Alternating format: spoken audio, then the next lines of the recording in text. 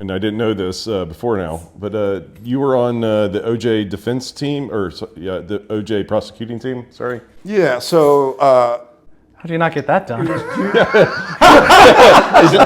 Is that why you quit being a lawyer? Fuck you guys. Fuck this interview. Fuck all this shit. Me and my buddy, we making all of this money. Yeah, I know it's rude to be bragging.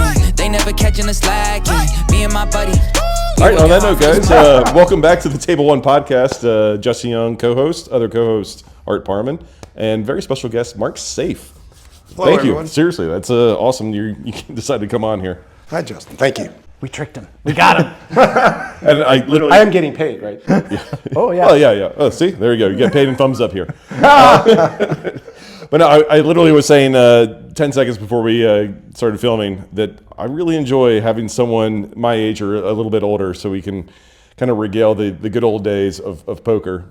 I do know you're a few years older than me, but it still kind of holds true a little bit just because I looked up to poker a lot, like even when I wasn't playing professionally. So either way, thank you so much for coming on. My pleasure, guys. You guys are two good guys. Like I told Art yesterday, I'm happy to join you. I remember sweating you back in the day, back when poker was just like a browser window and whatever. And I see, wow, his name's in red. It's Mark Seif. He's battling at the highest limit hold'em stakes online, just clicking buttons. Looks like he's on Monster Rage Tilt, but I don't know. I used to have so much fun. And that's how the whole super user thing, I got accused of that because I literally said, I'm going to go smoke a joint and I'll be right back. Came back after smoking a joint, raised every hand and ran like God for like 7 minutes. Beat a guy out of, I think, maybe 8, 9, 10,000 heads up, playing 50 and 100.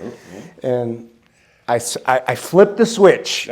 They said I flipped the switch. I personally don't condone like doing any kind of drugs to change your poker behavior, but like it's up to you guys, whatever you do. But until then, I think alcohol is fine. I don't know. But I think I've told the story maybe 3 or 4 times on this pod throughout the year and a half we've been on. But I was on a job interview, my very first job interview after college, and I went down to South Carolina, and I'm about ready to go to bed in a hotel room. Got to prepare for this amazing, first interview ever. I can't remember the name of the company. And as I'm going to bed, I'm flipping the channels, and the Travel Channel comes on. It's the very first WPT final table, and I literally almost lost my mind. Like I'm not even joking. Like I was just like, well, we're watching this. This we're never gonna stop watching this ever. And needless to say, it was incredibly entertaining. I watched to the end, and long story short, I may have been 20 minutes late for my my interview. And I obviously didn't get the job. And not only that, one of my friends, he's still a good friend today, like he was in that interview as well. Like it was a group interview first, then individuals. But he's like, I remember you coming in, you look like shit. So either way, I kind of blame you for that, but I think it's a good, probably put me on the right track. That was the worst fucking episode ever, man. It was, but it was the best thing, like content-wise. Like there was nothing else. Like there really wasn't. That was it. Like yeah. Do you know what happened for that tournament? Like this was September 2002. No one knew anything about the WPT. They just said this is going to be filmed or whatever. But somehow Helmuth knew all about it.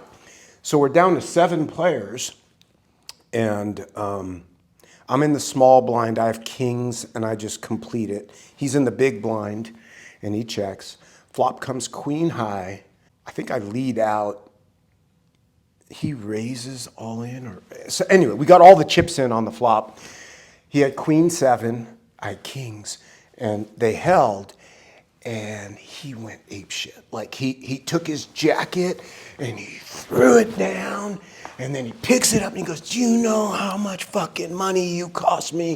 This is gonna be huge," and all this shit. And I was dying. We were everybody. The remaining 6 are just like, Kathy Liebert was there. Guy died named Hun Lee. He's the one that got me.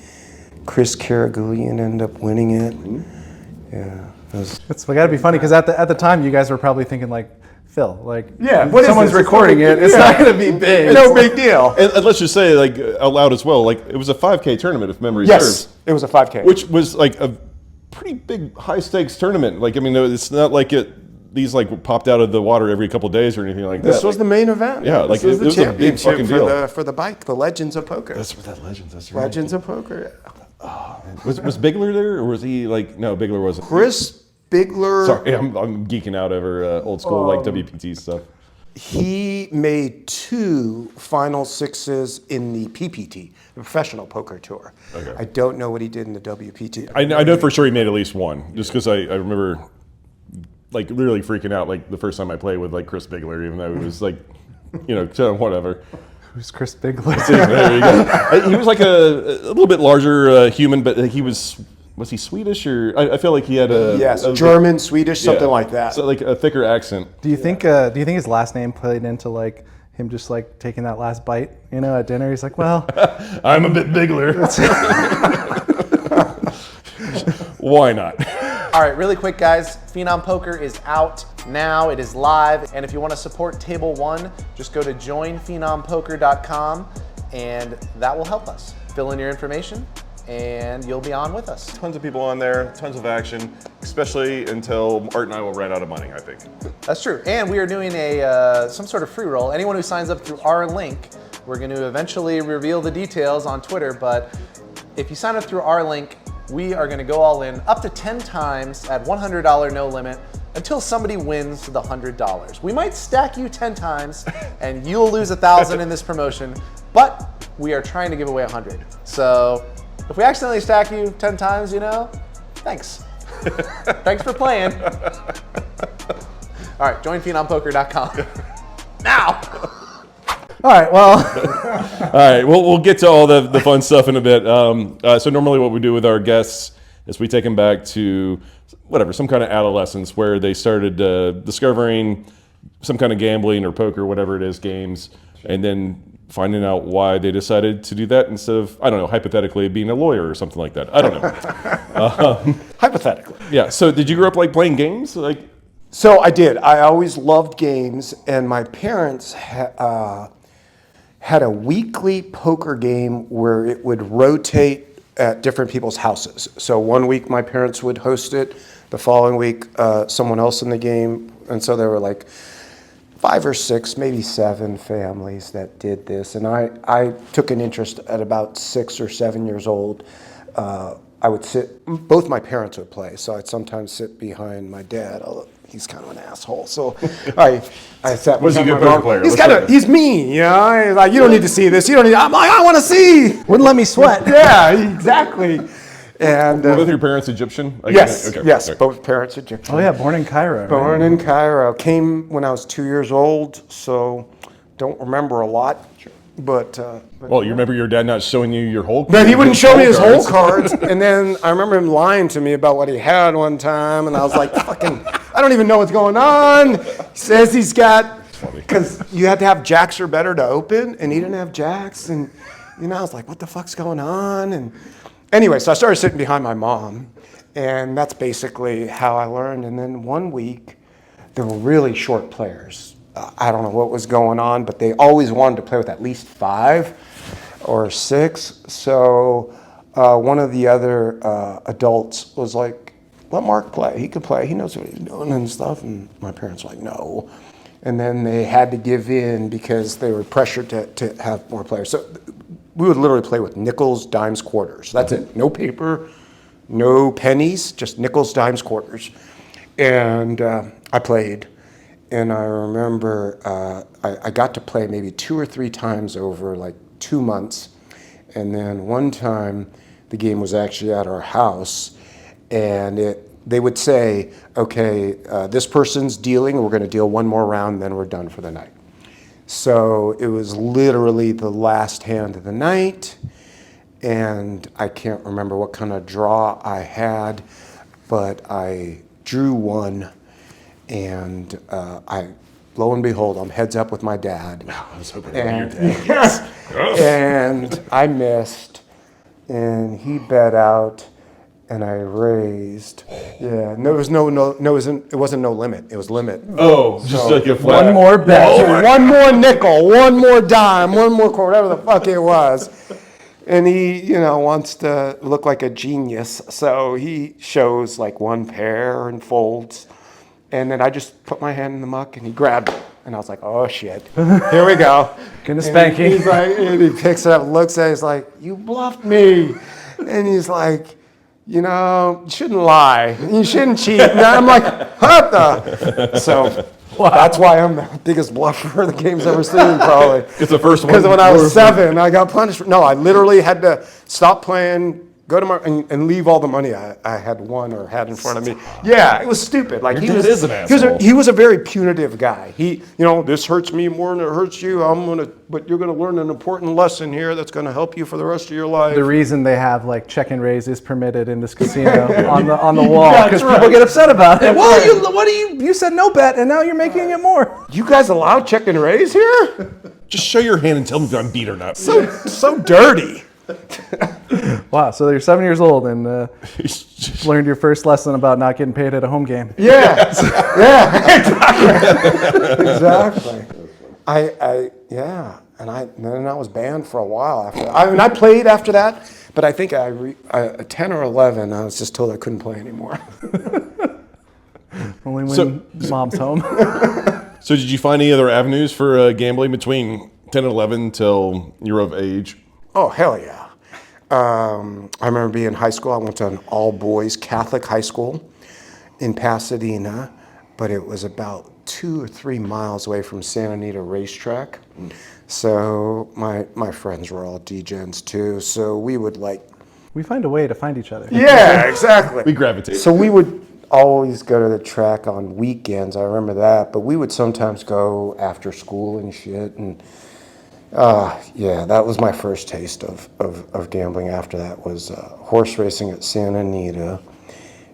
And I didn't do it for a long time until I was a waiter at a restaurant in Pasadena. And one night, but a couple guys said, let's go to Gardena. I'm like, what's in Gardena? And they said, casinos, you know, like legal. So I was like, really? Okay. So had a few drinks, and I think I was 19 at the time, but I looked older, so I got in. And I remember starting off playing some 7-card stud, and made like $200, and I don't think I could sleep. Yeah, I was like, a holy shit ton of shit! money. I never want to work again. Yeah, that was probably over a week of like whatever waiter tips back then. Back then, I mean, we're talking late 80s. So were you in college at this point? Like where you had the waiter job? Because I know you went to UCLA. Yeah, I was in college. I was in college at the time. I was waiting tables and then I was bartending, but I was still in college. Yeah. Okay, so was there well, I know at some point you did tip over to the dark side, but like you stuck with the lawyer thing, like you went to Loyola after that. That's right. But like, were you still kind of like just kind of playing on the side, like on the weekends, like once a month, like what was Did your you get your crazy schedule? and buy a bunch of poker books, Yeah. like if they existed? I mean, Doyle's book. No, we actually had Doyle on a chalkboard back then. No, I don't think I played a ton. I think I played in Gardena a few times, and then I kind of just focused on my studies. Yeah, and I graduated. And then after I graduated from UCLA, I actually took a year off and was like a bartender, working for my dad a little bit. He had a bunch of real estate holdings that we were managing. And then I started playing again in law school. Actually, I played a ton in law school, which is weird because they tell you, like, you know, your first few days in law school, they're like, if you're married, you have like a 50-50 chance of surviving the next 3 years.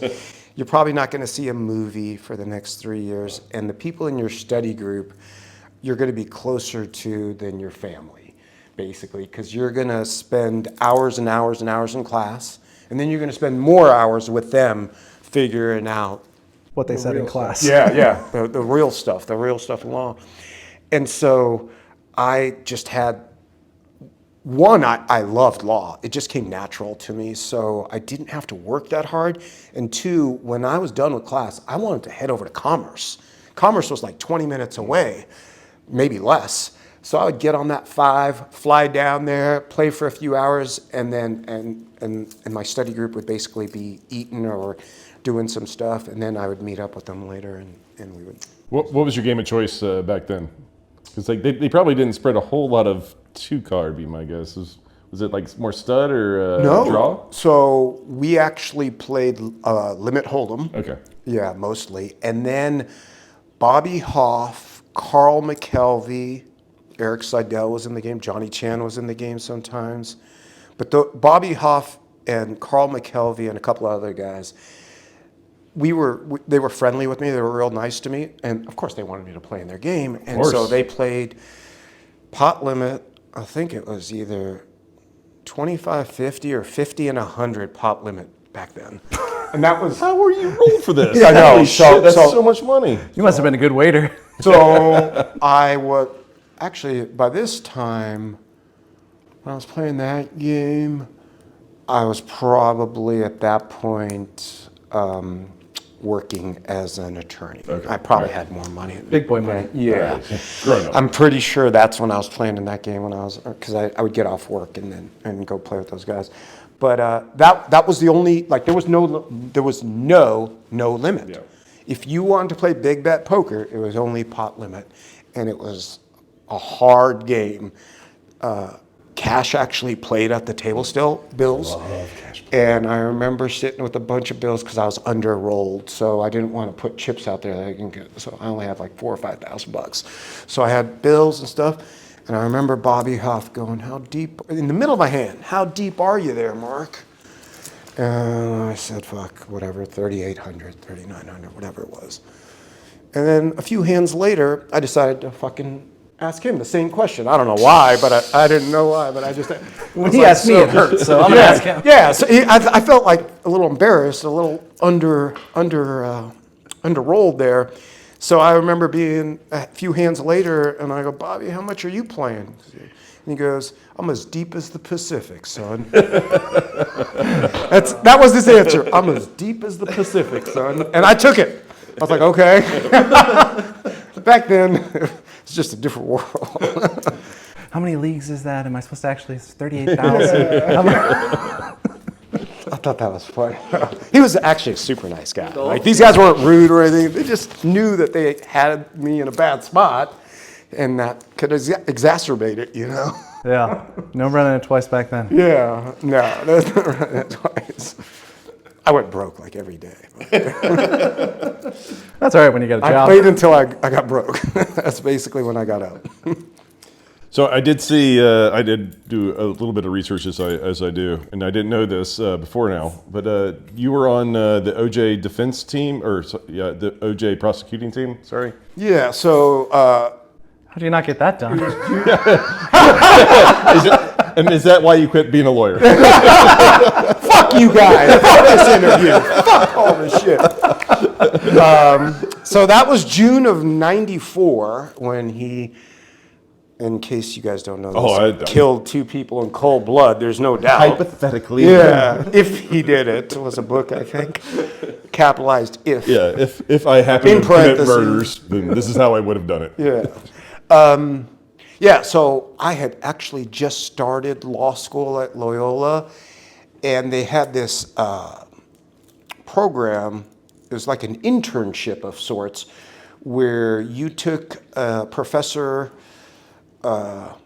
Hobbs' trial advocacy class, and he had forged some relationship with the Los Angeles DA's office, where they would take a bunch of us students under a special program that was sanctioned by the California Supreme Court, which basically allowed you to function as an attorney so long as you had a supervising attorney that had 10 years experience, and they have to be present. Like, they can't go to the bathroom, or they can't be outside while you're doing it. But you could try the case, you could, Wow, that's nuts. Yeah, so... What an internship. I mean, it's kind of a hypothetical internship, but that's nuts. It was a crazy one. I got assigned to the hardcore gang unit downtown LA, because you could get assigned to an office in Pasadena or Simi Valley or anywhere in LA County. There's courthouses all over the place.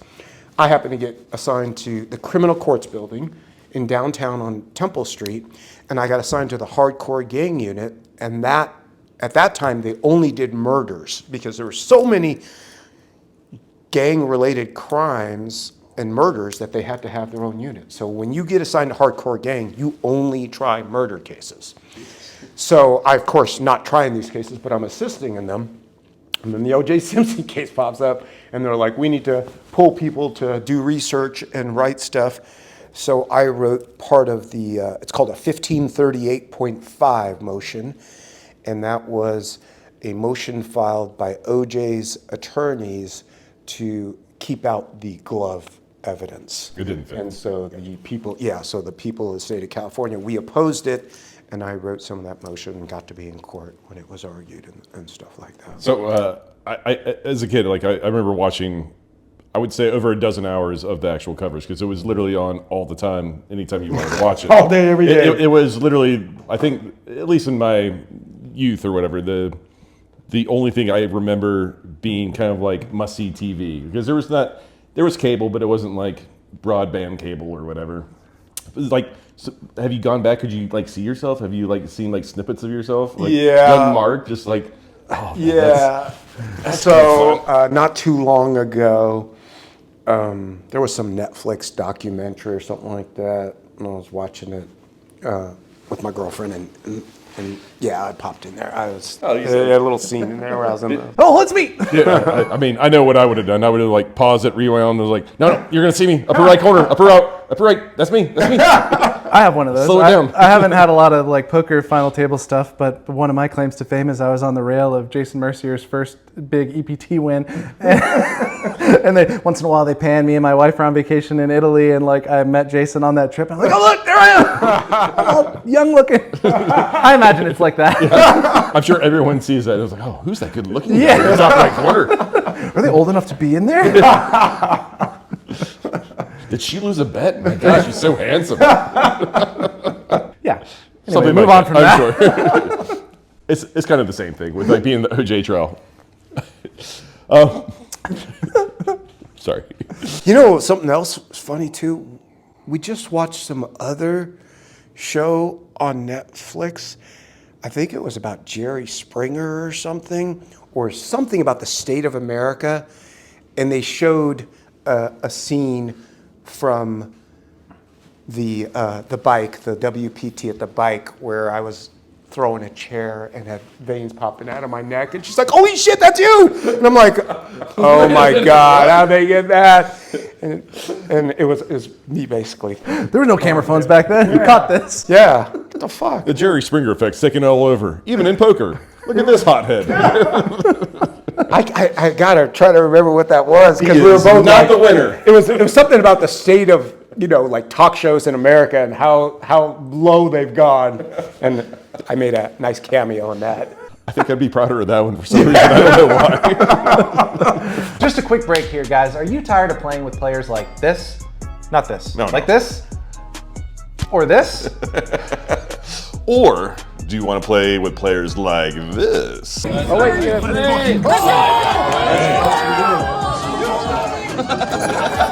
If you like having fun at the poker table, Table 1 is the game for you. We play high stakes, no limit, 100 blinds. And if you want to get into the game, it's actually super easy. We have a website, table1.vegas. You just go to the website, you click get a seat in the game, and fill out the form. It's that easy. It's your name, it's your phone number, it's the date that you're here, and I will personally reach out to you. And it's only $5K minimum buy-in. Run it up at 2.5 and join us. So I did look up your card player or Hendon or whatever, and it looked like you were playing a lot of lower buy-in tournaments from like 98, 99 for like a handful of years. That's exactly right. Was it just, I have this free time, I'm going to run down to the Commerce or whatever, like, Gardenia or something like that. I'm just going to play whatever tournament they're playing. To be honest with you, I think the way I actually ended up playing my first tournament was I'd like lost all my money. It may not have been in poker. I might have been playing Super 9 or whatever the fuck it was at Commerce at the time. Nice. It was actually Crystal Palace, I'm pretty sure. Do you guys remember Crystal in Compton? Okay. Oh, no, I got second place in a tournament there, actually. Yeah. I did. There was a NAPT winner take all, but like I got heads up with Eric Baldwin. It was a shootout, so like I got some money for busting people out. I had like 8 bounties or something like that. But either way. But that was in Compton, right? That Yeah, no, hotel it was 100% in Compton. Okay, yeah. All the tournaments in Compton are shootouts. One form or another. They're here in the parking lot. It was like a $20 daily or something, and I don't think there were rebuys. I was like, okay, I could probably handle this one. So you brought like 480 to the casino and you had 20 left? Is what's going on? That's basically probably what happened.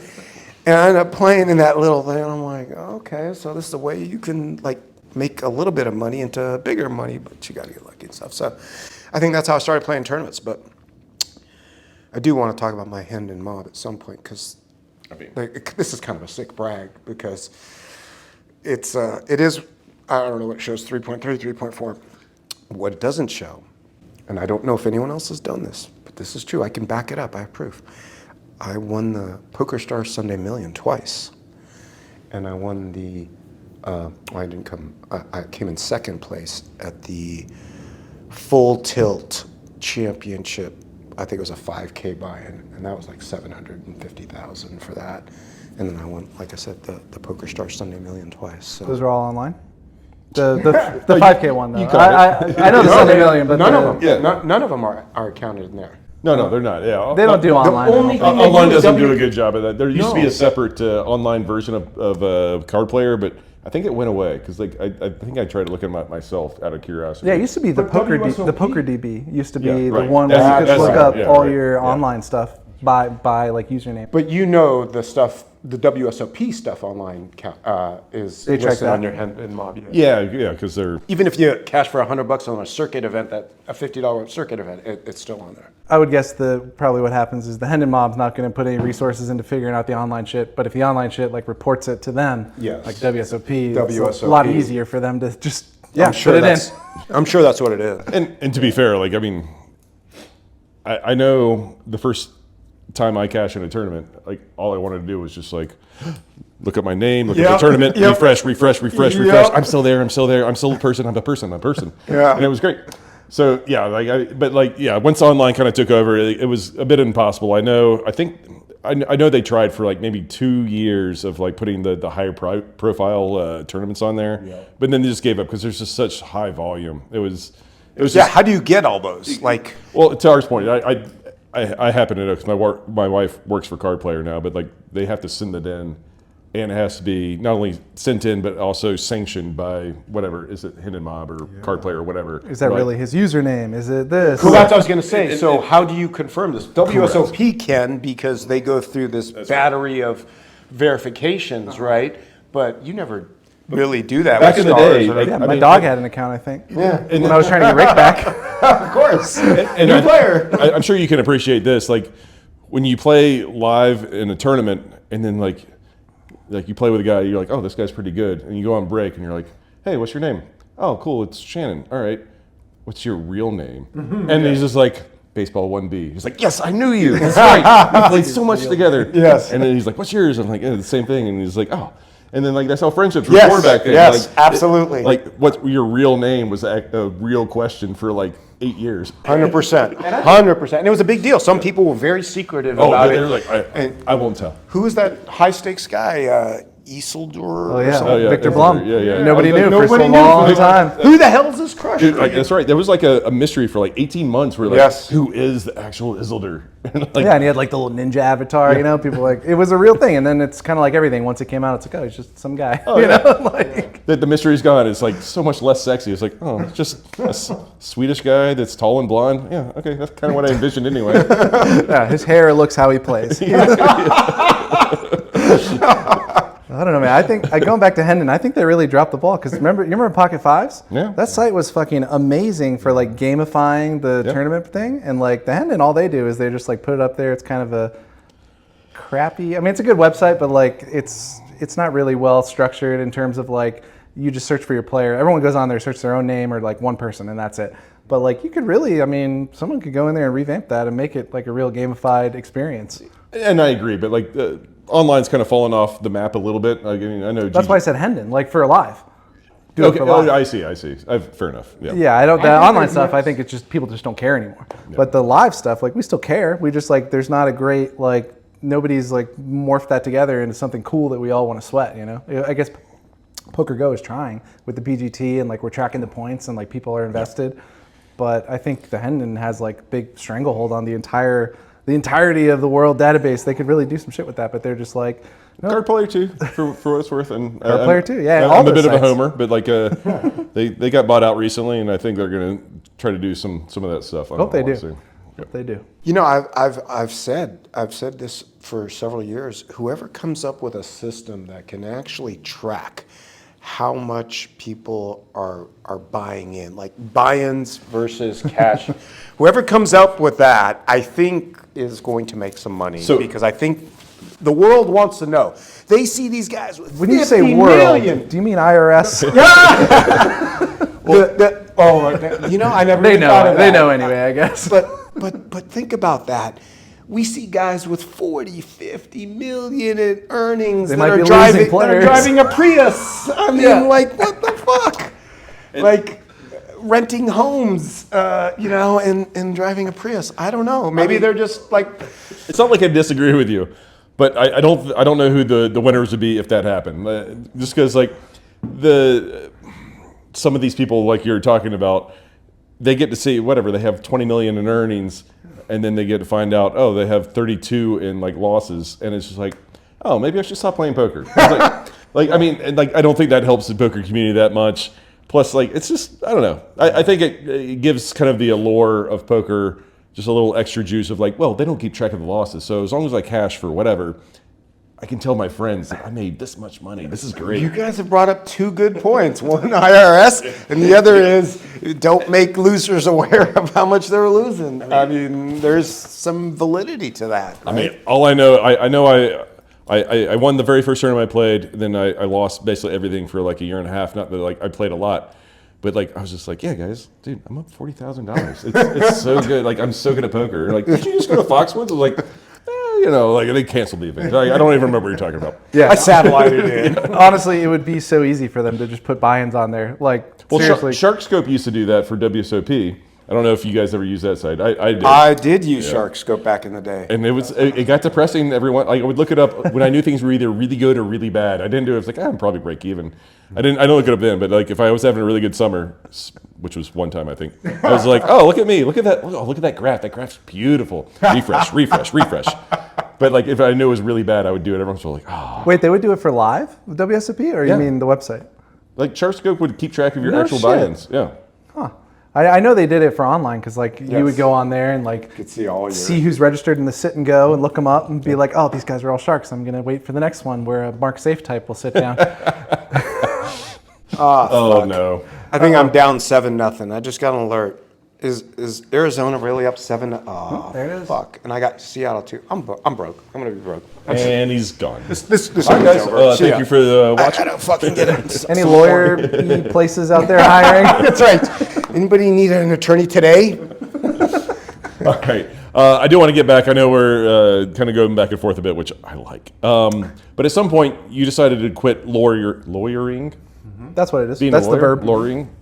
Sure. Kind of mushed together. Lawyerizing, I think, is the technical term. To be a professional poker player, like 2001, 2, 3, somewhere in that time frame. That's right. That's exactly right. So what led up to this? What was like the aha moment? What was like, okay, this is going to be fun and easy? Okay. Yeah, I mean, I'll tell you how easy it was. So it was May 2001. I had worked for a law firm called Fisher and Phillips in Newport Beach from 97 until the millennium. My last day was December 31st, 1999. And I went to work for my biggest client when I was at the firm. It was a financial services company up in North Lake Tahoe called Preferred Financial. They were basically a loan broker for businesses. And what made them so successful is they came up with this cool marketing thing where they sent you something that looked like a credit card. This is before they did that kind of stuff. Mm-hmm. And it said you are pre-approved for $75,000 worth of equipment financing for your business. It's similar to other credit card offers, but for some reason the state's attorney generals thought this was basically an actual credit card that we were sending to people without them requesting it. And that's a big thing. You can't do that. You always have to request a credit card. They can't just send you one. Say, here's your new American Express. Sure. Start charging it if you like. So all these states were filing these lawsuits against us, and here I am in this beautiful little tiny, office in North Shore, Lake Tahoe, and I'm like thinking I'm a genius. I'm only 4 years out of law school, and I'm not working 70 hours a week for a firm, and I have this house on the lake and a boat, and everything's great, and then all these lawsuits hit. And I'm like, I'm 4 years out of law school. I don't know what the fuck to do. You guys gonna hire a real lawyer, or I gotta deal with this? Exactly. I'm like, holy Don't shit. we have guys for this? I'm the guy? Oh, shit. They want to do bad things to us. And I'm like, how am I going to fight all this? So I started having to hire law firms and attorneys and kind of manage these cases all over. And the guys that hired me, there were two guys. They were cool guys. We became friends. They were not thrilled with the fact that they were paying me a lot of money and I wasn't putting out every fire of these lawsuits, that we had additional legal expenses. So they asked me if I could try this one case for one of the partners in Orange County. And I was like, I can try this case. That's fine. I'll go down to Orange County. And we went to trial on this case. We lost. We didn't lose a lot, but we lost. Maybe $20,000, $30,000, $40,000. He was actually the plaintiff, and I was representing him, and then I had to defend him against a countersuit. So we lost our claim, and then they got $20,000 or $30,000 against us. So it sucked. And trials are hard, especially if you're a one-man show. Like, you're in court from 8 a.m. to 5 p.m., and then you're basically working from 5 p.m. till midnight or 1 a.m. I've seen My Cousin Vinny. I know how it works. Yeah, so you do that, and you do that over like a 2-week, 10-day, 2-week period, however, and you're fucking spent. You're fried. You're just cooked. So I remember losing, the guys being a little asshole about it too, and I was like, I'll just go home, and went up to Tahoe. And then when I get there, my secretary, she's like, I didn't want to bother you, but like these guys from the Department of Justice were here earlier or something the day before. I'm like, what the fuck? So, and then I'm getting heat about my big salary, and I just tried this. So I'm basically like, I'm not enjoying this. Let me go. It was May of 2001. Let me go to the World Series down at Binion's, blow off some steam, need a few days off. I did that.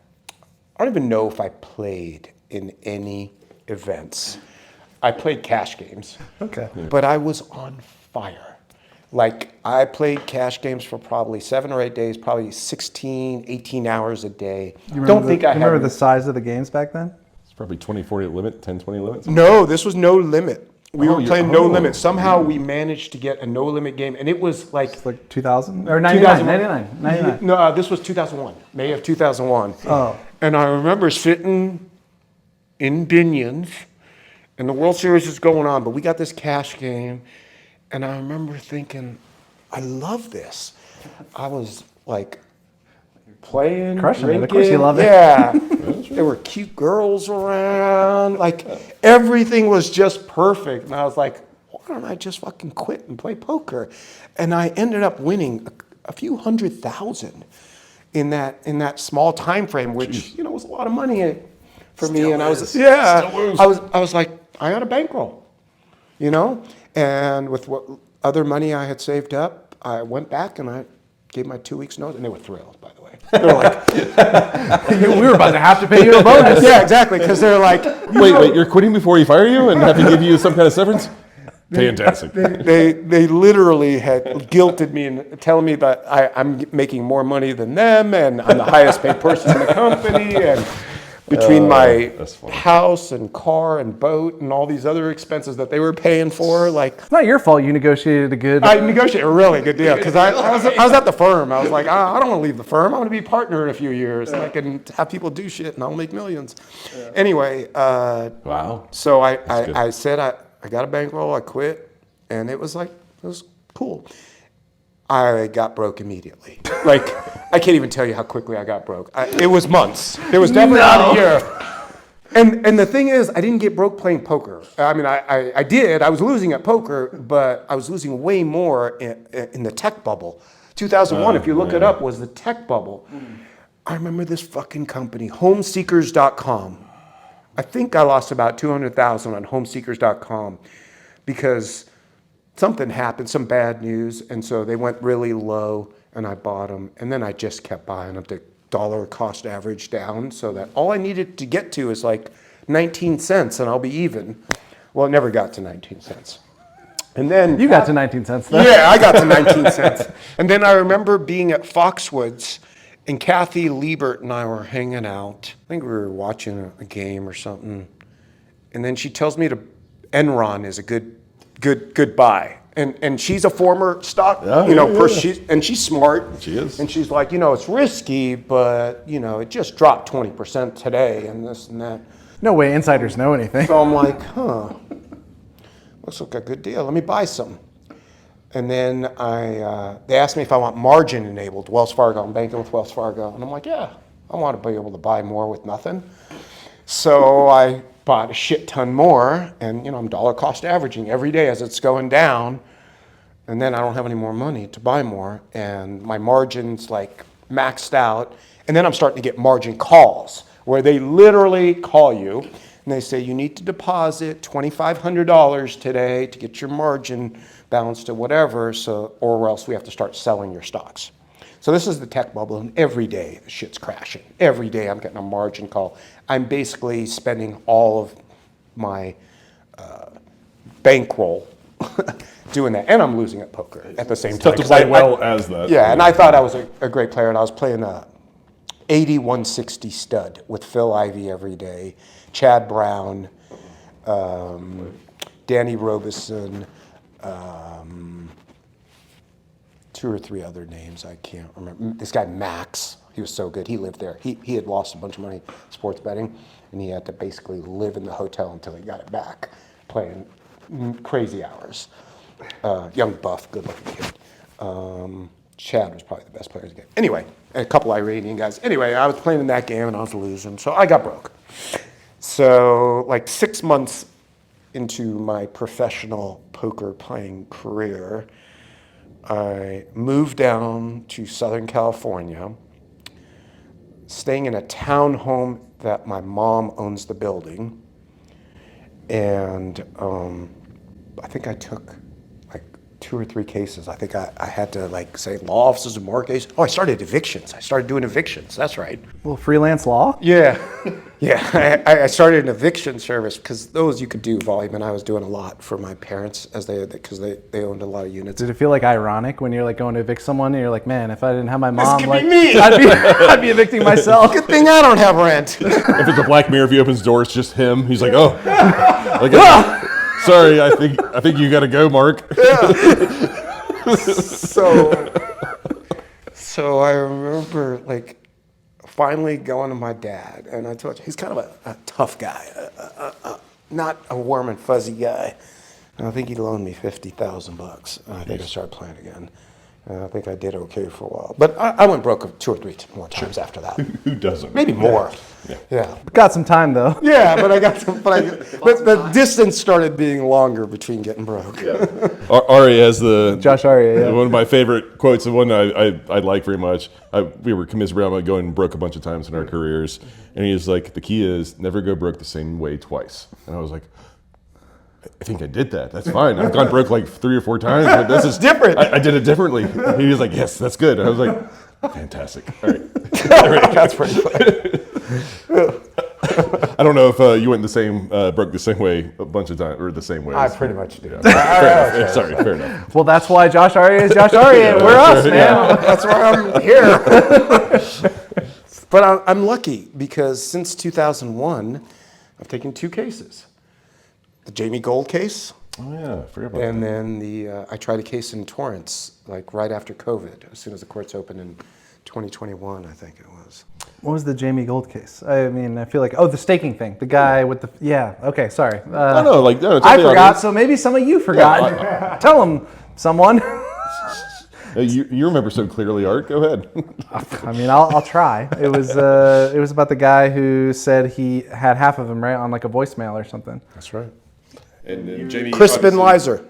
Yeah. Crispin Lizer, a British gentleman married to a very nice woman named Jules. They were in show business in England, and then they came to America, and they were working for the WPT. They were producers. And that's how I met them. And then Ron Rubens was the owner of the WPT boot camp. Him and Steve Berman, they started the WPT boot camp. And so at some point they asked me if I would like to do it. And I was like, sure. And they were real fun to work with. And Jules and Crispin they were also instructors. They were assistant instructors. And that's how I met them. And we hit it off. We were friendly. And they ended up telling me the story of meeting Jamie Gold in a satellite and him telling them that Bodog or something like that Bodog was going to give him a free main event seat if they could get 2 celebrities to wear Bodog gear, and in exchange for that, Bodog would pay for their 10K buy-ins. So Crispin goes, hey, I know a couple guys. I know Dax Shepard and another guy. And so they made this deal where Jamie was going to rely on Crispin to get the actors, famous people, and then Bodog would give him 3 seats, and Crispin would play. And these 2 other guys would play, and they would all wear Bodog gear. Well, at the very last minute, Jamie double-crossed him and took the seat for himself. He had already said, Crispin, you're going to play because you're the better player. And then when it came down to it, he said, no, I'm going to play. Thank God he did, because I don't know how many times this happened, but Jamie went wire to wire. He literally was the chip leader every single day until he won it. And Crispin was trying to get him to write. I mean, he was consulting with me, and I'd be like, just get him to write on a cocktail napkin that you have 50%. Guy might win $100,000, and you're never going to get your $50,000 if from the looks of things. So of course it was like day 13 at the final table, and Crispin had been the perfect gentleman. Him and Jules had gone and sweated Jamie and supported him and never put any pressure on him, but they were very nervous. And so they had left him a voicemail wishing him luck, and lo and behold, he left a voicemail back. And that said something to the effect of, you don't have to worry about your 50%. I'm never going to screw you out of your 50%. And that was it. Until then. Yeah. So then we, so that was good. I brought in some big guns, David Chesnoff, and He's in every big case. yeah, and his partner, another really good lawyer, Richard Schoenfeld, I think. Anyway, brought them in, and I remember it was like a Saturday or Sunday that we were doing this, and we were just like, we got to get a TRO to freeze the money, because Jamie had gotten wind of what we were doing, and he was trying to send the money out. So we said, we're going to get a TRO, but we need the people at the Rio to cage, not to release the money for a couple days. This is stuff that's never been told. And so I had actually had dinner with the head person at the Rio, him and his wife, with my wife and I, like a week earlier. He invited, because I wasn't, I'd done well, so he just invited me, made a little bet on the number of entries into the main event, and I won. Anyway, so we went to dinner at the Wynn, and I'd become friendly, so I called him and I said, hey, we got this situation and we need some time. And he goes, I said, we need you to not release the money for a couple days till we can get a TRO.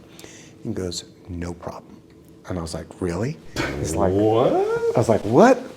And he goes, yeah, I mean, Jamie's been walking around with bodyguards like pushing people and making a big scene. And then I guess the policy was to give the presidential suite to whoever wins the main event for 2 or 3 days. Okay.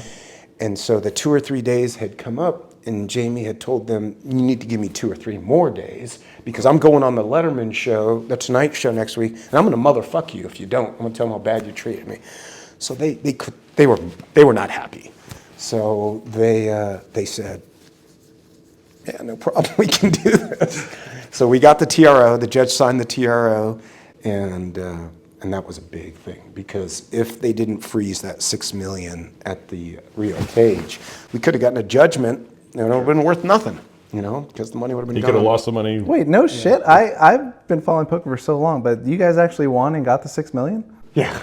No. Had you not known I this? had no idea. Jesus, I've been in poker for so long. I knew that he had Well, it's a confidential settlement.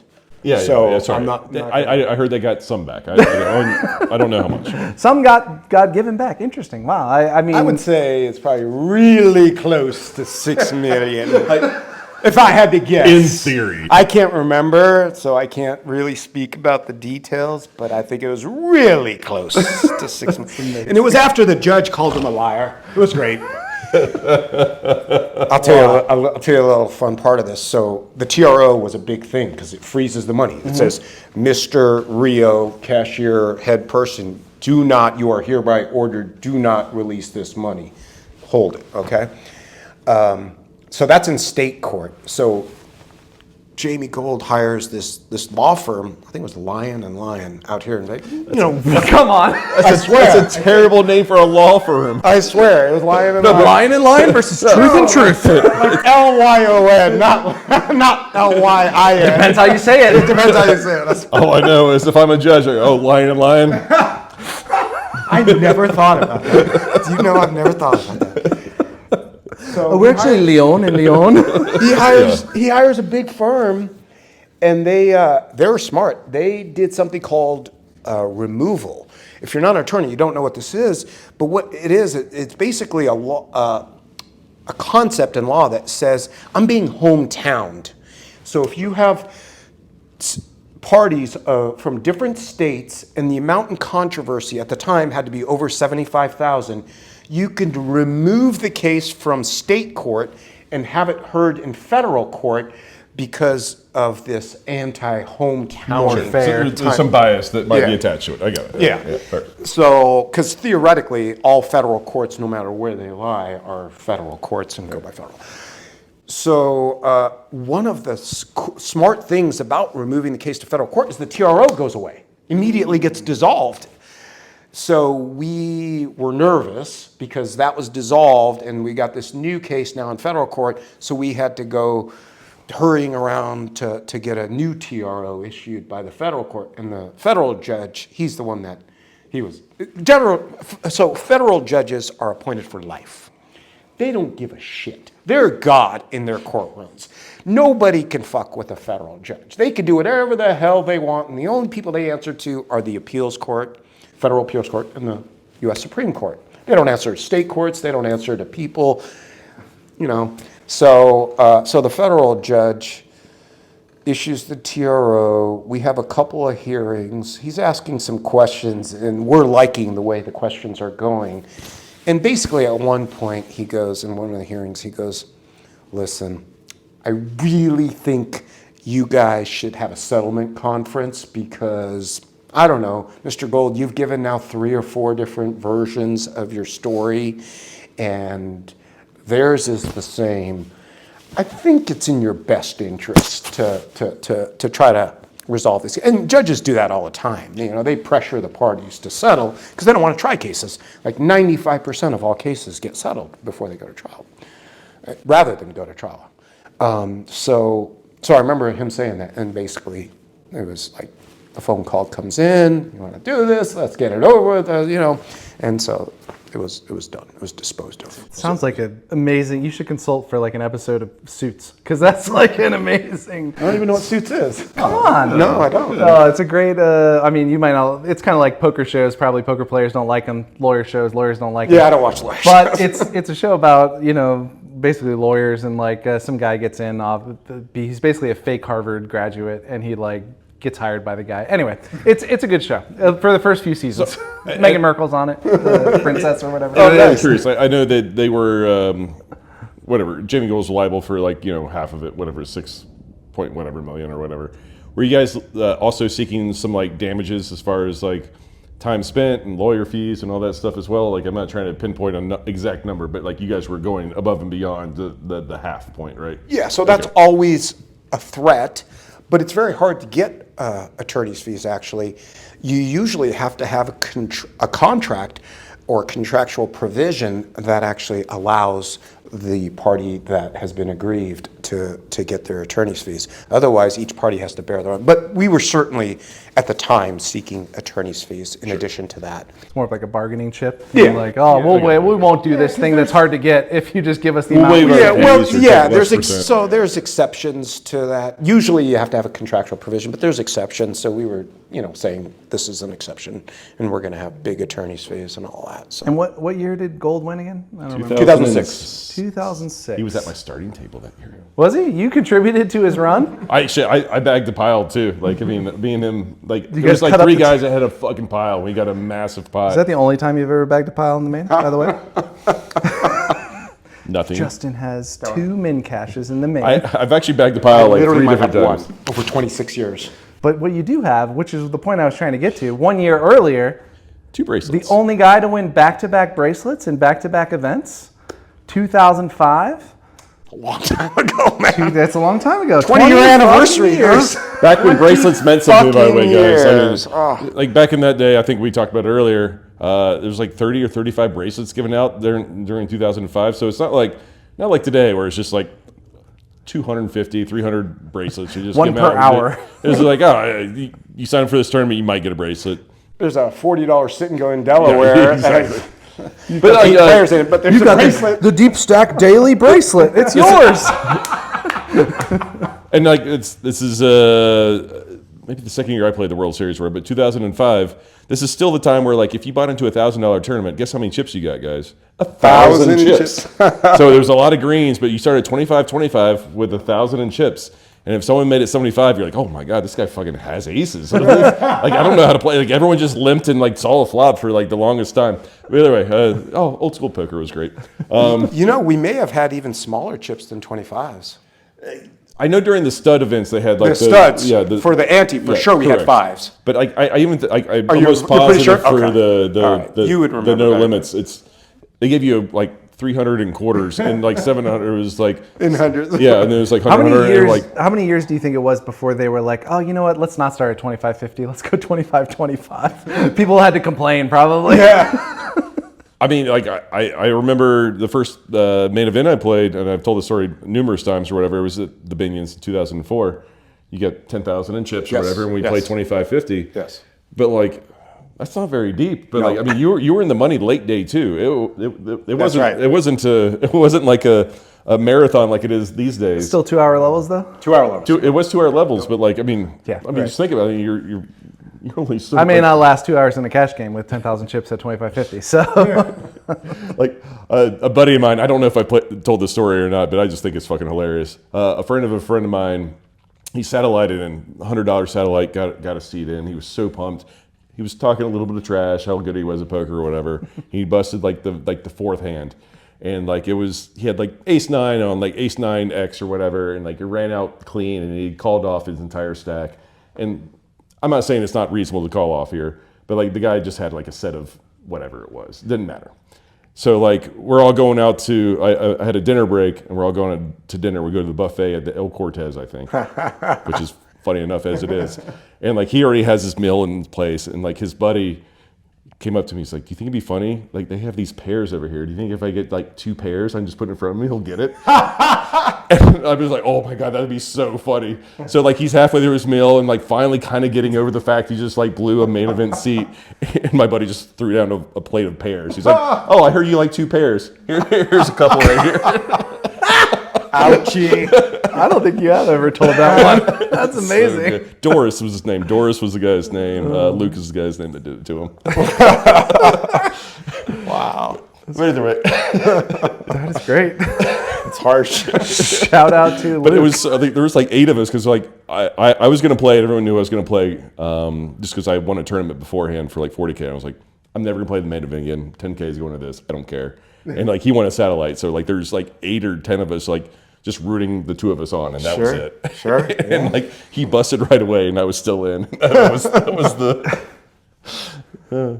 Anyway, sorry, Doris. Did you cash? Shut up, Art. Dude, I fucking I limped cash? kings under the button.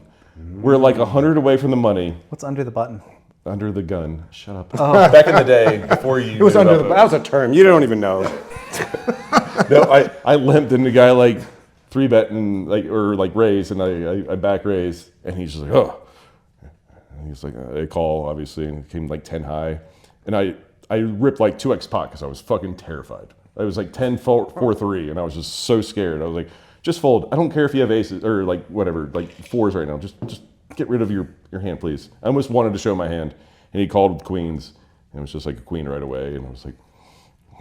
That's literally one of the saddest points of like my life because like at the time like I was like I'm never gonna play this ever again. I probably will never play poker ever again, and this is like my swan song.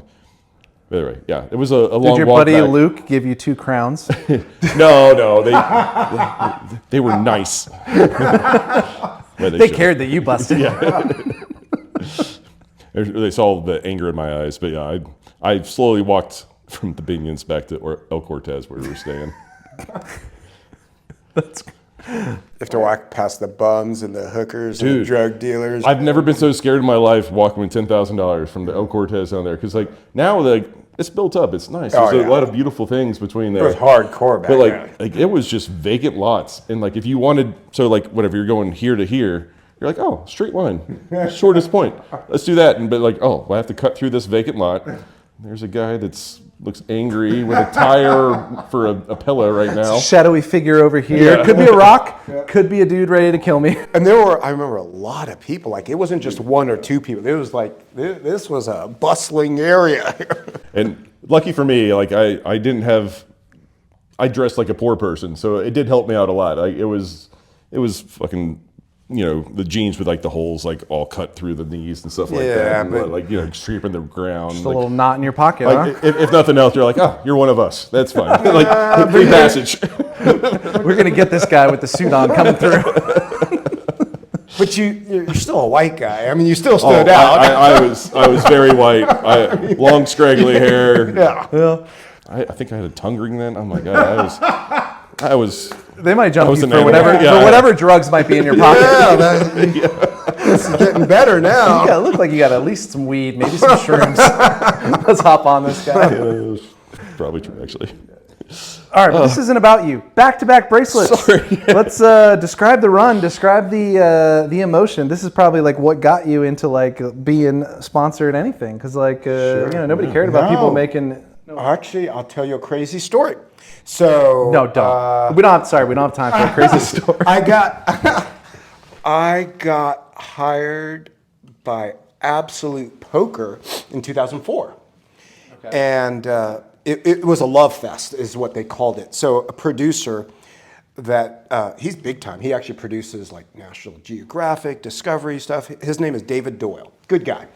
He was hired by Absolute Poker to produce a poker show called the Absolute Poker Series of something. And the first group, they would take a social group and they would train them how to play poker, teach them, and then they would play, and that would be a show. And the first social group was Hawaiian Tropic Models, and they wanted to film it in Costa Rica. And so they had already hired the guy that wrote the book. His name is Michael Koenig. The guy that wrote the book, The Man with the $100,000 Breasts. Oh yeah, I remember that. Yeah, It was like a It was prop for, bet, right? yeah, it was for Cigar Aficionado. Yeah. He wrote. So he's like a legit, author, whatever guy. And then David Doyle threw my name out there, and he called me and he said, "There's this group. They just launched this poker site. It's all free money, basically, but they have a lot of money. They've raised money, and they want to do this marketing thing where they're going to have Like this week, this first one is gonna be Hawaiian Tropic models, and the next one is gonna be old rock and roll legends, like retired rock and roll guys, and then it would be something else and something else. And they need a commentator, like a poker guy. Are you interested? I thought of you because, and the only time you'd ever seen me, the only time anybody had ever seen me was throwing a chair and screaming, fuck, as Hunley, rivers a flush again and cracks my aces. That's the only thing I've ever been on. And now people want me to be on other stuff because... Anywhere but at the table, Mark. Yes, because I'm a fucking lunatic. And I guess that's good TV. So, so I said, sure. So I interviewed... before I interviewed, they said, could you look at our site and see what you think? And I was like, sure. I played 30 hours straight. They were doing everything wrong. They weren't even they were dealing community cards in stud because they were dealing it 9-handed. Like they were doing everything wrong. And it was easy to come up with a big list of fixes. But they were really young, intelligent, high energy, like go-getters. So there was something about them that was very attractive to me because I felt, not attractive that way, but attractive like, that they could succeed even though they weren't doing stuff very well at the time. So I wrote like this big long list of things doing wrong and fixes and stuff like that. And then I met with the president in Los Angeles and he's like, we need you to go meet with the CEO in Costa Rica. I was like, okay. So they flew me down to Costa Rica and I stayed for like 3 or 4 days and it was a love fest. We just hit it off. It was perfect. So I signed like a contract and they made me director of poker operations or something like that. So we did a bunch of fixes and we started putting in things like 9-handed tables instead of 10 and 5- and 6-handed tables, heads up tables. Started dropping the rake to a small amount when it's heads up. We just did things that were player friendly and that also helped the bottom line because, if you're max raking $3, which was the standard at the time, you could max rake with 8 players just as much, Right. You run a second game with 6-handed. Exactly. Like so you're running 2 games now. You can even take less rake. It's better for everyone. Yeah, so it's like, it wasn't. And then I hired a bunch of props. I literally hired a couple hundred props. And then we started giving bonuses out. So anyway, to make a very long story shorter, Absolute was just a good fit because they gave me a chance to improve the product, and that was really appealing to me. And they took a chance on me, right? They hired me before I had done anything. The chair guy. Yeah. And then, funny enough, also in 2004, before I won the bracelets, I got called by the WPT and they said, would you like to audition for this spin-off we're doing called the PPT? And I said, sure. And so I went, I was actually in Costa Rica when I got the call. I went to LA and I auditioned for that and I got that part. So I actually got a long-term contract with Absolute and I got the part for the PPT before 2005 when I won my bracelets. That's sick. So you can just make money off of the thing you love doing, which is poker, and you don't have to play. Yeah. I mean, obviously you're going to play. I remember Steve Lipscomb at the time. He was the CEO of the WPT and PPT. And when I won back-to-back bracelets, he goes, I look like a genius. I'm a genius now. I'm a genius. Got him early. Yeah. And it was like, oh, this is cool. And Absolute, too. I remember the CEO, Scott Tong. Great guy. I mean, he was the guy that was cheating, but medium great guy. Yeah, no, you got to qualify it. He was great at the time. He was a very smart guy, and he had a laser focus, and I think, did things that it would have been hard to duplicate. I think he was one of the reasons why. He was definitely one of the reasons why it was so hugely successful. But he did some bad shit afterwards. But I remember him going, "I was really happy for you, Mark, when you won your second bracelet, but I knew that was going to cost us a ton of money." For the next contract? Yeah. Oh, I see. Yeah, to keep you on. Yeah. Of course. Because I think we negotiated like a 7-year extension at that point. 7 years? Oh my gosh. I had like a 2-year contract initially, and I think we re-upped it to 2 more years, and then this one was 7 years. And The theme is, guys, if you hire Mark, he's going to get a good deal for himself. No, I think I was actually, you know what? My first contract was directly tied to rake, and there was very little. So I actually made very little money, but it quickly got out of hand. So they had to meet with me and go, we're gonna have to limit it. It's funny you say that because we had Lee Jones on, obviously Poker Room director of Poker Stars. And he said it wasn't tied to rake, but his salary was tied to daily active users. So the guy honored it for the first year as a 1-year contract, and he never told us exactly how much money he made. But the thumbnail I put up is like Lee Jones, and then there's like 150,000 like daily active users like right next to his face, and it's like It went from 150 to 150,000. Yeah, and he was like, oh, we had to renegotiate the second year, but I made a lot of money in my first year. It's just everybody, you can help but like make money if you were working on that side of the business. It felt like, and even if you were playing, like I wasn't. It was before my time. I started playing in like 2005. But it was like in that window where just like there was just a lot of money going around. Things got crazy quickly because you got Moneymaker and you got Poker Stars. And Poker Stars was a very well-run company that believed in investing, in the future. And so they were pouring money in and putting out a terrific product, and they were growing it. And everybody was spending millions on TV commercials and marketing and bringing new players in. We were advertising on Sunday night, like during the Simpsons. The longest running primetime show in the history of television. You're getting an illegal site in Costa Rica advertising, gray market, but it was .net.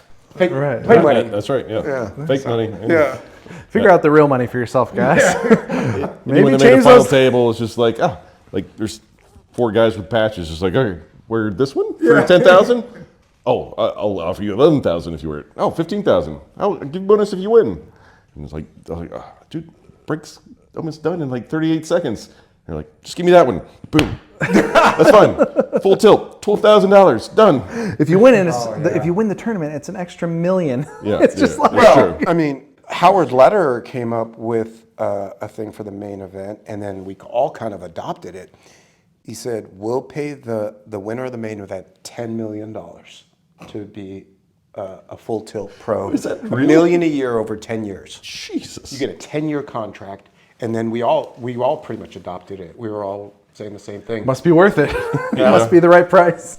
Well, you lock them up for 10 years, and we think online poker is going to continue to grow like 600% every year, year over year. Yeah, no one sees a cliff before they, jump No, over it. one of your types ruined it. Well, it was actually George Bush. He was a lawyer, wasn't he? I think it was October 2005. Shit. The UIGEA. Unlawful Internet Gaming Enforcement Act, UIGEA. That is cool. That's when all my full tilt checks started coming, and it was like golf balls, 1,800 or something like that. I'm like, what? I'll take the check. That's when net teller Was that 2005? I think it was later. Or that was the was 2011. 9 No, or that 8. was the 11. That was when 11 was Black Friday. That was Black Friday. Yeah, it wasn't Black Friday. UIGA, but it was before that, wasn't it? 2005. That's correct. Because that's when they shut down net teller. They shut down some of the easier tracks between A and B. Yeah. It sounds wrong to know me, what's only crazy? because I started playing in 05. So I had net teller for a while.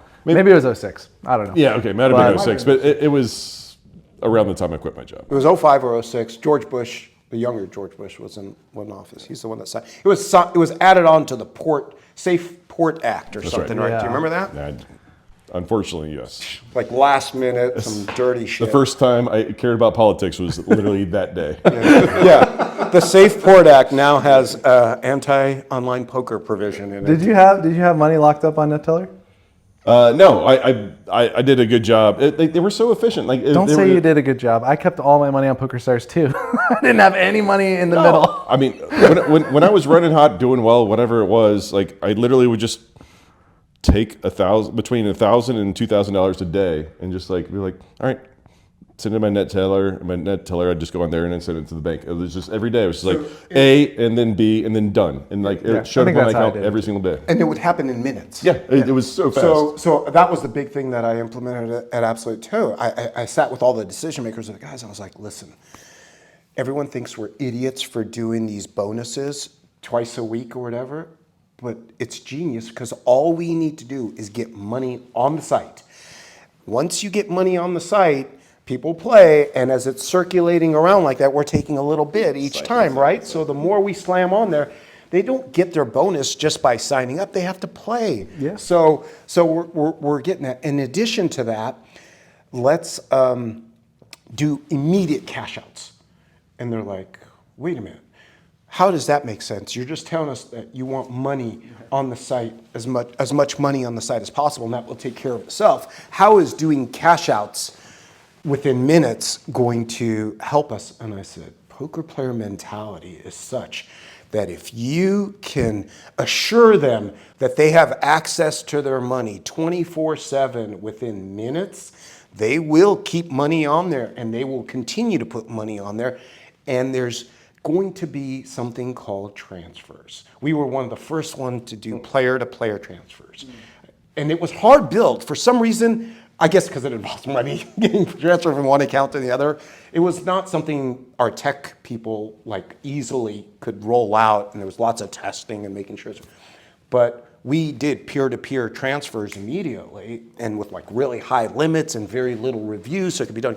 And I was like, you have no idea how much this is going to increase the money on the site, because broke players are going to get money from non-broke players, correct. and we're going to get them in action. Yeah, people that don't want to put money through the bank, they'll just be like, hey buddy, can you just send me $500? I want to play online. And that was the way it was always at the time. You'd walk around with 5K Bellagio chips or wherever chips, and you say, can you put 5,000 on stars for me? Yeah. And you just give somebody That's a right. 5K chip. Yeah. And they What's put your screen 5,000 name? Yeah. Done. Here it is. You see it. Jimmy Noctran did it. Yeah, sorry. It happened a lot. Jimmy knocked Tran and I don't care. What did you? By the way, I've done that for him too. He's a buddy of mine, dude. He would literally come play a game just to ask me, like, can you send me $1,000? Like, I really want to play. I was like, yeah, sure. He's like, all right, I'll owe you. It's fine. That's funny. It was a couple years before I came out here because I didn't move out here till 2008. So I like missed some of that, Sure. Wild West shit, throwing Yep. flags and yellow But chips. Yeah. He's right. Like, I mean, a large amount it was so easy to do it, to his point. Like, it was just like, the limits were like, if you became like friends with the person or whatever, you could spend like $20,000 without even like batting an eye. Yeah. And that's like they an had hour wait after that, and then you could do it again. Yeah. Also, You could do it within minutes again. It was like free flow. People, everyone understood. We were all figuring it out together. It was kind of like Poker Stars, Full Tilt, and Absolute/Ultimate Bet, because Absolute acquired Ultimate Bet, so we became one company. We also pooled the liquidity of the players and stuff. So the three of us were like, we were the decision makers essentially for how online poker would be, because Poker Stars, Party Poker. Party Poker was huge, was bigger than all of us, but they pulled out because they were publicly traded. That's right. So they would have to disclose their ownership and their management, and that could subject them to criminal sanctions. I mean, net teller guys, you guys know how the net teller guys went down? No. They were they're Canadian guys, I believe, flying over U.S. airspace, and they get brought down, like guided and arrested, and pay, I want to say hundreds of thousands of dollars, but it may have been hundreds of millions. It literally, because I know the Party Poker guys settled. I think her name was Ruth, the woman that started Party Poker. I think her and that Indian gentleman, I want to say dipshit. Dip, not going to work here anymore. It was dip something. I think it might have been dipshit. I don't know, but something close to that. Dipsheet. But they literally paid $200 or $300 million to settle with the Department of Justice. That's how much money these guys made to be able to pay that, and still, we're still good. I mean, I could literally live in this like space forever, and I feel like we could do 2 more episodes on just this this transition poker, because I feel like the young guys don't understand where The Wild West. They don't that it understand the was. Wild West. I'm sure they don't. it's just like, what? There was online poker? I don't even know what online poker is. Oh, you mean where I get 2 prices a year? Oh, that's Wait, you super could easy. type in the chat box? Dot.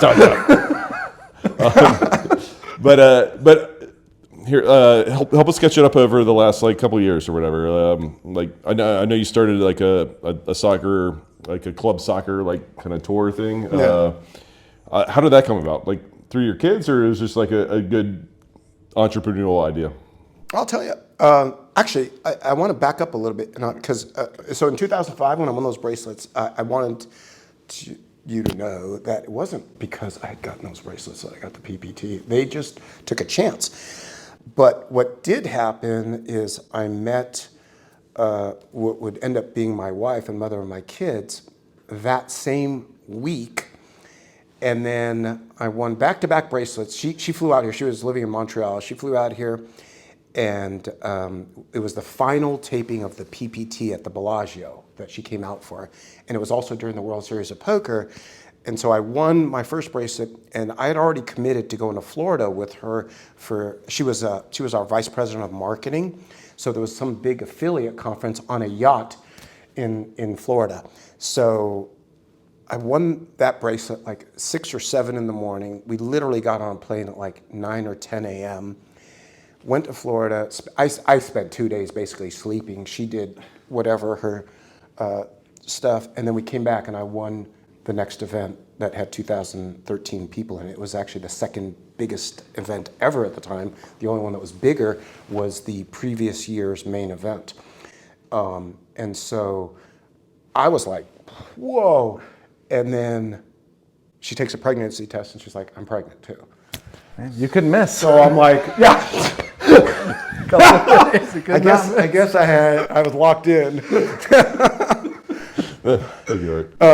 Anyway, so we decide we're gonna have a kid and we're gonna get married and she's gonna move out here. So she quits her job at Absolute, literally quits her job that same week, and moves out here, and I'm renting a house in Vegas, and I'm living in Southern California, and we're like, what do we do? Like, am I gonna move to Southern California? Do you want? She's like, no, I wanna live in Vegas. I'm like, okay, let's live in Vegas. So I never went back. I never intended to move out here. I was just renting a house for like 3 weeks during the World Series, and then this happens, and then I end up living out here, and I never won another tournament. While I can relate. While I'm serious. No, I won like 4 tournaments in 2005 because I won the Trump Taj Mahal 7-card stud, and I won something else later that year in 2005. But I got married December 31st, 2005. The downfall, the cliff. It's good for taxes. Yeah, right. You get the whole year to claim. I got the whole year. One extra. I was advised to do it, so we went down to the courthouse, did it, and I never won a tournament in the 13 years we were together. I had never won a tournament. I didn't have a year between 90 whatever to 2005 where I hadn't won at least 2 tournaments. I had won at least 2, sometimes more. And I went like 13 years without winning a tournament. Yeah. We have like kind of a theme on the show where like people, we talk about our heaters or whatever, where like you could just feel it. You like know you're gonna win everything. If it's a bad beat, you brush it right off. But like you just know you're gonna win at some point. Yeah. And it's just like there's like one hand or one moment where you notice like, oh, I lost it. Yeah. Like, but you don't notice at the time, but like you go back and look at it and you're like, oh yeah, it's gone. It's gone. It's gone. And that's how it was. That's when he said, I do. Yeah. That's right. I was like, I might as well be married. And you know what? I have 2 girls. They really like playing soccer. They're pretty good. And I ended up. Never won a full pot again. A lot of split down the middles. Yeah. A lot of Yeah. a lot of Neils. Yeah, I mean, you got to understand, a lot happened right after that. Yeah. So online poker went away. I couldn't win. I wasn't enjoying it. There was a period of time, I don't know how this happened, but I enjoyed being away from the poker table more than I did being at the poker table. And that was the first time in my life that I ever felt that way. It was weird. I really liked hanging out with my girls. Turns out they're really fun when they're young, but not so fun when they get older.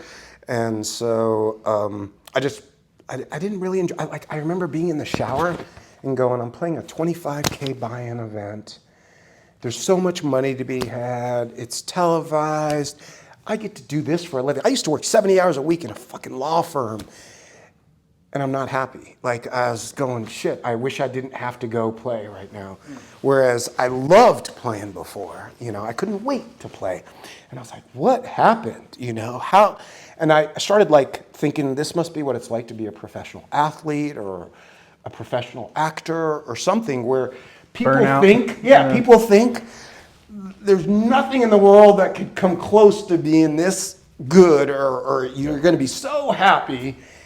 And you're not, and it's work. It actually became work, and I had to find the motivation because I found myself getting knocked out within the first couple hours, a lot.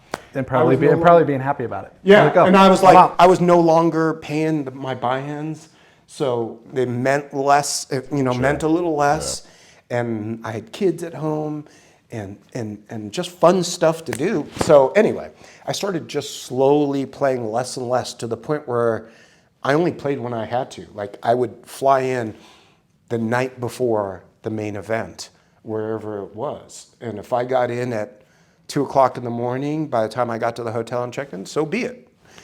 Whereas before, I'd come in a week before and play some preliminary events and go do some fun stuff with the guys and go to, you know, go sightseeing or whatever, you know, just make it. Get acclimated. Yeah, to the get area. acclimated.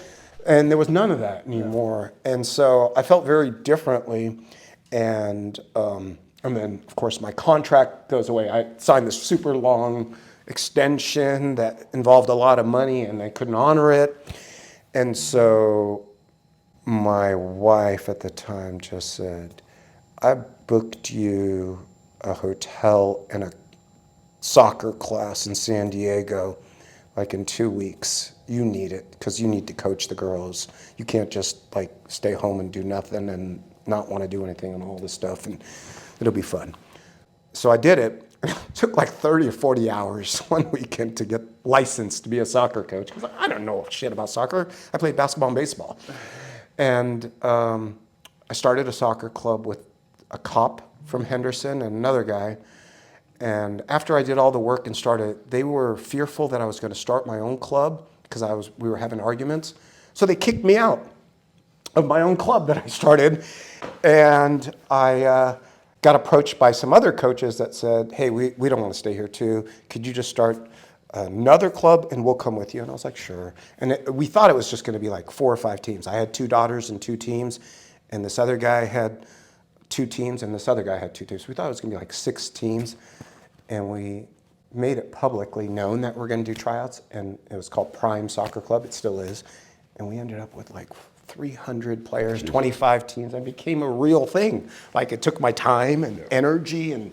You like accidentally started a business. Yeah, I accidentally started a successful business. But you found some passion in it. I did, and I was passionate in it, and we grew it, and it was fun, and I wanted to be there, and it just took the place of poker for a while, and I was pretty fine with it, and it wasn't until 2021. I mean, that's how long I was playing cash at the Bellagio, and I was playing during the World Series, maybe 5 events or something like that. But you weren't grinding. But I wasn't grinding. I definitely wasn't grinding. You were actually excited to play. Yeah, and I played enough to where I enjoyed it, and that's all I did. And then, so then I did the soccer thing. And now the soccer thing's a pain in the ass. Back to Funny how poker that it works. is. But I'll tell you something good. The first tournament I played in after not playing in from 2009 to 2021 was at the Venetian. It was a 1-day tournament. I won it for $42,000. And I remember winning it like 3 or 4 or 5 in the morning. And then the next one started. It was an $800 rebuy. And I won that one. So I won back-to-back Venetian, and that paid like $200,000. I remember that. I remember seeing that. It was on the Twitter or whatever it was, because it's just you don't see people winning back-to-back. You're like, uh-oh, is he starting another run? Like, is he? It was the craziest thing, and then so I'll keep their name private because I didn't ask for their permission, but somebody wrote me an email and said, I'm pretty sure this has never been done before, back-to-back. WSOP bracelets and back-to-back deep stack. The Venetian deep stack series, I think at the time was actually kind of a big deal. It was. They got 100%. 2,000 players for that. But you could win $200K for first place in an $800 buy-in tournament.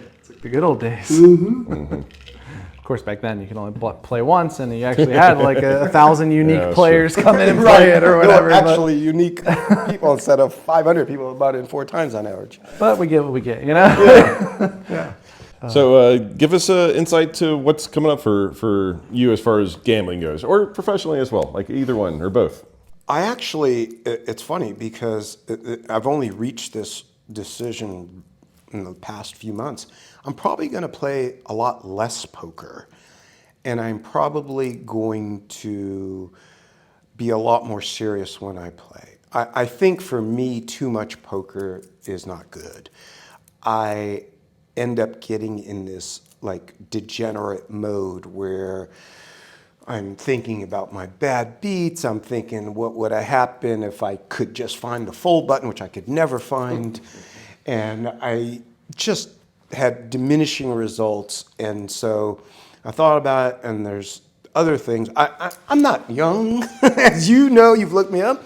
And I'd like to really travel the world. I've gone to Egypt this year with my girlfriend, and we had a great time, and there's so much to see, and there's so many other places that we read about, and she's got, my girlfriend's parents, they love to travel, they love to go on cruises too, and she's very close to them, so, and my mom also loves to travel, so I think I would just like to do stuff with people, you know, that are important to me, that I care about, and do a lot more traveling and just enjoy life. I love that. I feel like every time I text you, you're like, oh, sorry, I'm in X place. You send me like a picture you're in Egypt, and then you're like, I'm in Dubai checking it out. And I don't know if it's public or if we're supposed to talk about the Dubai deal, but you said you're excited about they're getting the Win is going over there, right? Yeah, so the Win is doing something incredible. So remember I told you I have a friend that I had gone to dinner with his wife. He was the head of the Rio. He worked for Caesars at the time. I think at the time it was called Harrah's, actually. And he has been in the gaming business all along. Well, he just got recently, I mean, when I say recent, within the last year, 6 months, got named like the guy, the gaming guy for Win Al Marjan in the United Arab Emirates. And when he got that job, I think I was more excited than he was. I was like, holy shit, man, you know. I've never played poker with a guy in a turban that I didn't want to play with again. Yeah, I mean, like, this is phenomenal. So I kept, like, texting him. He probably got sick and tired of it. I was like, fucking, how excited are you, David? You know, I'm fucking losing my mind over here. So he probably sensed, and I probably mentioned, you know, I could be brought back to do something. You know, I do want to back up, because you mentioned Esai Shine. You didn't mention him by name, but you said the PokerStars guy with Lee Jones, you know, and he had this royalty deal. And I, too, was approached by the guys at Absolute. They're like, this is a royalty that is going to be an obscene number in no time. We can't have that. So we need to renegotiate. So fine. Okay, I understood that. When all this shit went down with the Absolute Poker scandal, I'd actually talked to Esai Scheinberg because I was friends with 2 really good guys that worked for PokerStars marketing, Rich Corbin and Dan Goldman. I don't know if you guys know them, but they're good guys. Yeah, that have been around a long time. Rich Corbin's dead now, but Dan Goldman's still around. But with all this going on, like, I half the time wanted to just quit and resign, and I had like a 2.5, 3 hour phone call with Phil Hellmuth where I was trying to convince him that we should both quit. And he was like, no, I'm sticking it out with him. I swear. I mean, he's still wearing like his Bitcoin Latinum hat. Where I think that's out of business or whatever. He dies with it. I like it. A deal's a deal. It's a good commitment. I remember sitting in my office going, Phil, and he's just like, nope, sticking to it. So anyway, I was talking to Dan Goldman, and I actually had a couple of phone calls with the owner of PokerStars, Esai Scheinberg. I may have talked to his son, Mark, too. He made me feel really good at a time when I was feeling like shit, because people I don't know if you guys remember this, but I was implicated in this. Of course. People I mean, accused me. everyone was attached to absolute ultimate bet. Even though there was zero evidence.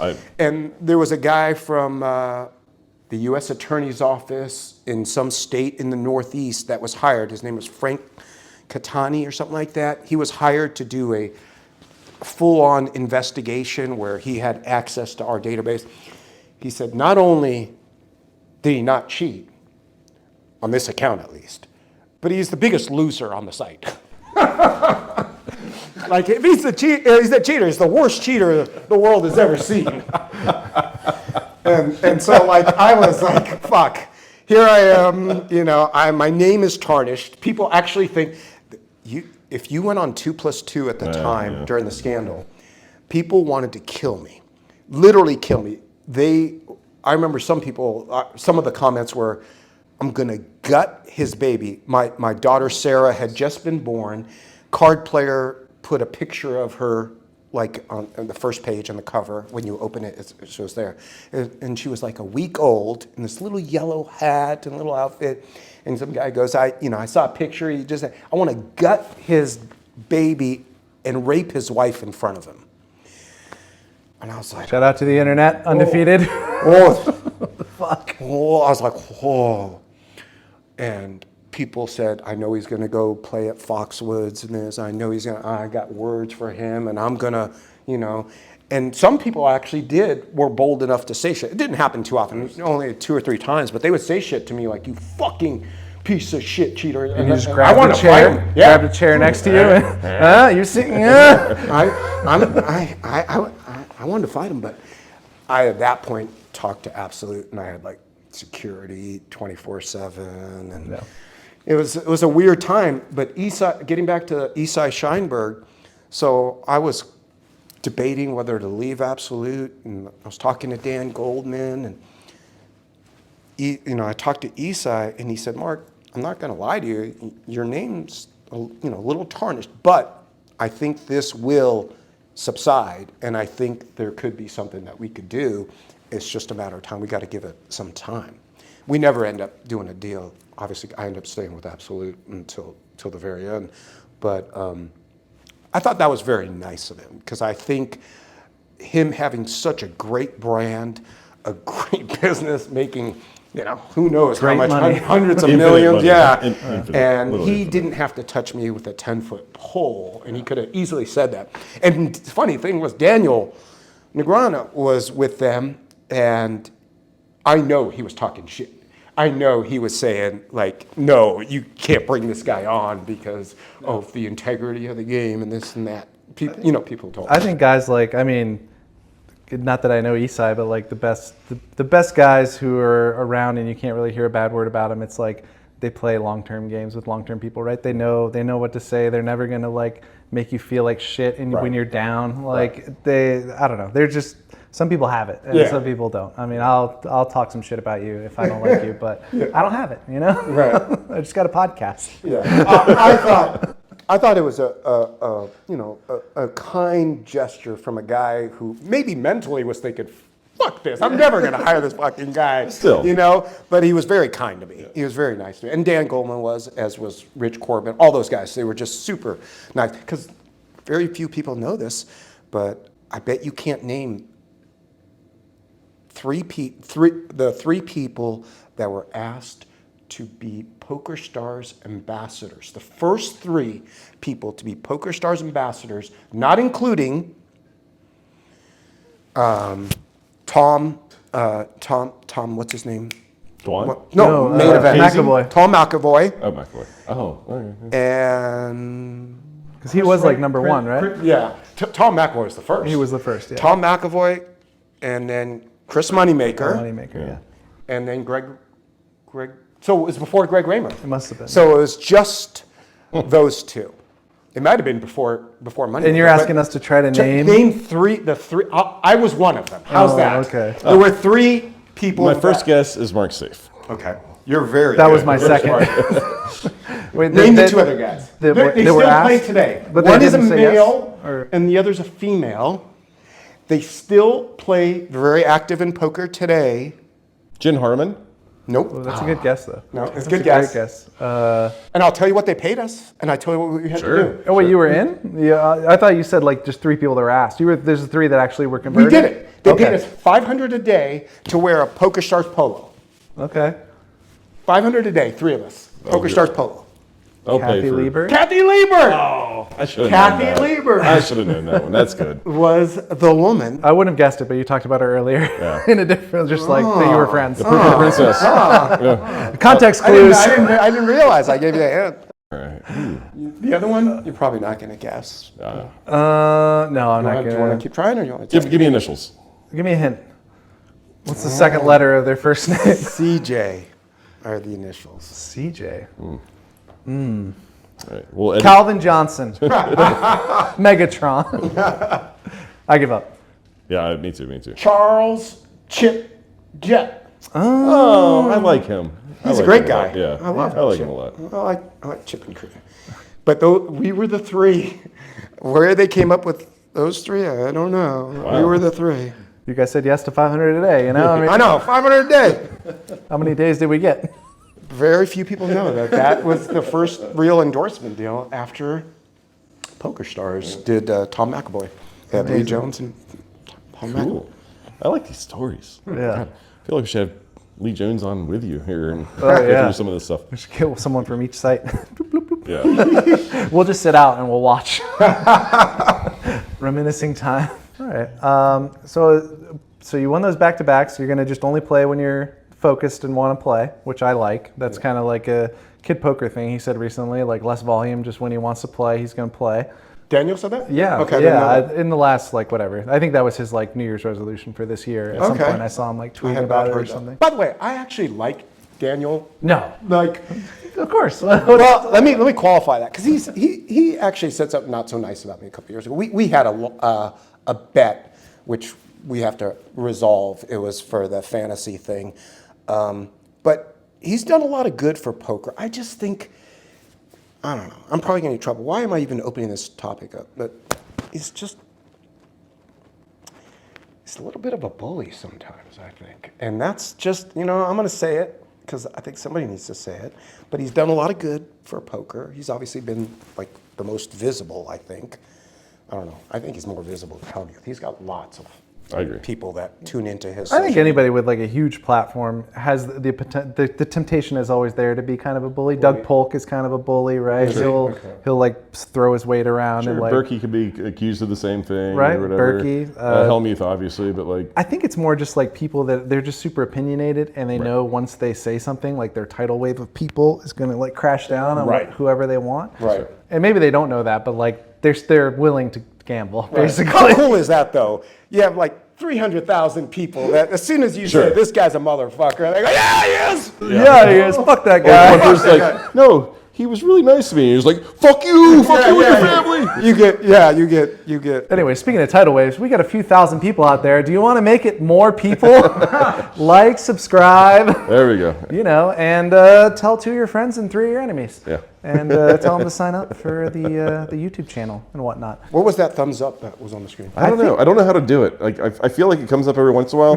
Like when we had Seth Davies on, it came up like a dozen times, but He, I can't talked do it like to save my this. life. There's some feature in this software I got where nothing. if Right. it detects that you're doing some signal, it will. Sometimes it'll be party balloons. That'll be the just do a little thumbnail. poop. That'll be the smiling thumbnail poop. is just smart going meh. Well, you got to actually take a shit, and then it'll.